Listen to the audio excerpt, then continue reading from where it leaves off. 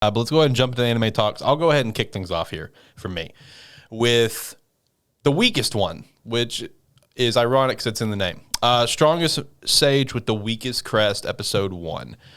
The concept seemed interesting, but I felt like the episode really failed to deliver, and I don't know the base content. I have not read the light novel, but from what I even saw, people who have read the light novel also said that it kind of fell short with the story. There was a lot of source material they skipped over, like, and glossed over.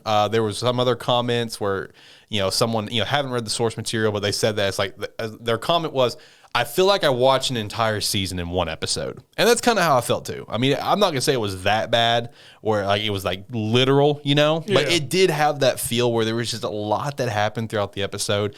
And if some of the other comments that I saw from like light readers is true, where they skipped a lot of source material, it just seems like they're kind of speeding things up a lot. This is going to be a 12 episode series. I don't know. So when it immediately kicks off, you get introduced to our protagonist, who, unfortunately, as per normal, I don't know his name because this series didn't stick with me, so it didn't stick with me to want to remember his name. You know what I mean? I'm just going to be completely honest. I think that's happened to you before, too. That's why we call several characters just weird nicknames, like Mr. Sure. But I still can't remember his name. I still can't remember his name. Yes, Mr. Sure and Platinum In. But anyway, we get introduced to our protag. He's a complete and utter badass. He fucking just destroys this demon or dragon, which I don't remember. And, he was talking about like how his crest, he's like, how it's like essentially maxed out. He can't get stronger. Yeah. So he essentially like reincarnates himself. Because, when you meet him, he is like an adult. He is an adult, mage, the strongest mage. And next time you see him after he reincarnates himself with, I guess, a spell, he's a little kid. And where when being reincarnated, he's got a new crest. So the crest that he currently has is his 4th crest. So he's done this multiple times now. The crest that you're given is just given at random. Okay, that's some interesting concepts. In his case, the crest that he got is known as the crest of failure. That's the crest that he got this 4th time around. It's considered a very weak crest, whatever. I mean, when you've died 3 times, you can sort of be considered a failure. I mean, yeah, that is very true. So like Krillin. Krillin didn't deserve that. I love Krill Dog. Which makes this even funnier. Krillin didn't deserve that. For Krillin didn't deserve that. Yamcha, on the other hand, I love Yamcha too, but Yamcha, he deserves that. Anyway, so when we get introduced to our character, he's going to like enroll in like this magic academy and stuff. For our protagonist, he can still do like. The best way to describe it is like Full Metal Alchemist, like, how Ed can just clap and transmutate, kind of like that, where he can just cast spells without actually sighting off the spell itself or doing any sort of prep for it. He can just do it because that's, it's castless, castless spells is something was really normal in eras before, and it's not now.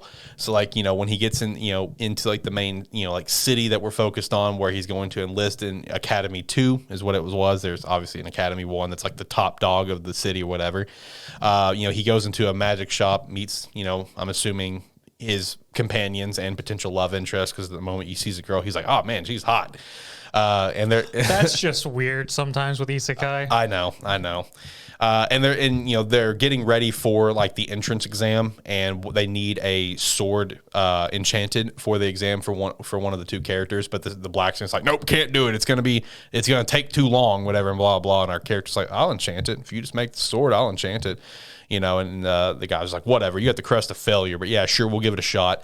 And they're kind of thinking, she's like, there's no way he's gonna be able to just do this immediately or whatever. And our character's holding the sword and just, all right, it's done. And Ham's like, wait, what? It's like, no, it's not done. No, it's not. It's just like, yeah, it's done. Yeah, it's enchanted. He did in like a second. And they're just like, no, it's not. And they touch the wood table with like the tip of the sword and cuts the table in half. They're like, all right, so yeah, that's enchanted. All right, that's weird. Anyway, so this guy can do castless spells. Don't know how he can do that. And then, of course, once you get into the fucking entry exam, he blows everyone out of the water because he can do castless spells. Everyone's like, oh, damn, that's rare. How can he do that? He passes everything with flying fucking colors. And then the head instructor of the school is just like, we want you to teach students. Because, you can do castless spells, and that's a lost art. None of the other teachers can do it. So I want you to teach the teachers and the other students. It's just like, okay, yeah, sure.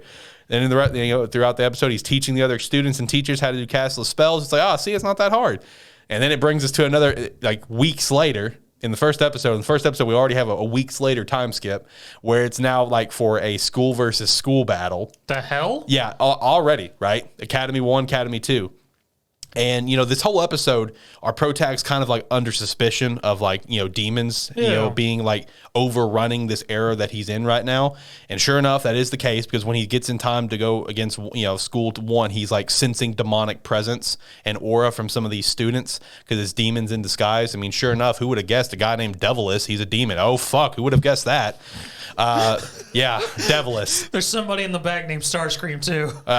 There is, dude, straight up. So, you know, fucking our protag has the battle with Devilis, and the fucking, you know, headmaster of school 1's like, oh man, Devilis is a demon? It's like, oh yeah, no shit, Sherlock. You know, he fucking beats the demon, you know, pretty easily, whatever. It's just like, oh yeah, I'm gonna rid the world of the demons or whatever. It just felt like there was so much that happened in one episode. This sounds very boring, to be honest. It was. It really was, man. I felt like I wasted 23 minutes of my time. I mean, I'm down with a OP character, but if from everything you're saying, this just sounds like a success story, and it just nothing stops him. So it's honestly pretty boring. Yeah, that's basically it. You know, because he's just a broken ass fucking character as a little kid, and you know, and also when it comes to this crest of failure, it's not even actually a weak crest. That's just what the demons labeled it as, you know, to like scare people or make people like, oh, think you're weak or whatever. Like the demons are the ones that, you know, they have just kind of like twisted time and twisted how things have happened over time. Oh, like how the Oni don't regulate the freaking exactly. Bushi? Exactly. Who can have motorcycles and swords just everywhere? Yeah, exactly. Just like that in Orient. It's the same fucking concept. I don't know, man. I didn't really enjoy it. I will say the music was good. I did like the music, like the opening, the outro, the music throughout the episode. I did enjoy all that. Like I actually tweeted about this. If I had to rate the music alone, I'm giving it like an A+. I mean, it was good music, but the show itself, like maybe like a C-, D+, you know, something like that. So I gotta ask, because I didn't watch this one. The real big thing that's always important about OP main characters is, did it really focus on any of the side casts or anyone?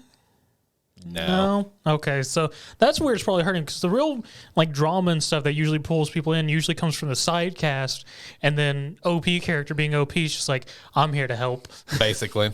Yeah, no, I mean, we got a little focus on the couple of female protags that we got introduced to, but it was very little. And it was more so just the one that he thinks is hot more than the other one, like her friend, whatever. She really got just kind of shafted to the side. Like I'm telling you this. I mean, apparently the light novel's great. Apparently the light novel's fantastic. But in terms of the anime, apparently they have skipped a lot of source material and I guess speeding things up. Because I'm telling you, I mean, this episode felt like it just had so much going on. So I wouldn't recommend it personally. I didn't care for it. I mean, in one episode you went from rebirth to young adult to inner school battle, which is usually like a good at least 12 episodes in a regular series. This is episode 1. Yeah, so it's a no for me, dog. That out of all the shows that we have that we're going to talk about today, all the new shows, that one is the only one that I can 100% confirm, at least from me, I will not be reviewing it every week. Some of these others we'll see. I know there's at least 2 of these that I will continue to review. The others are up in the air. We shall see.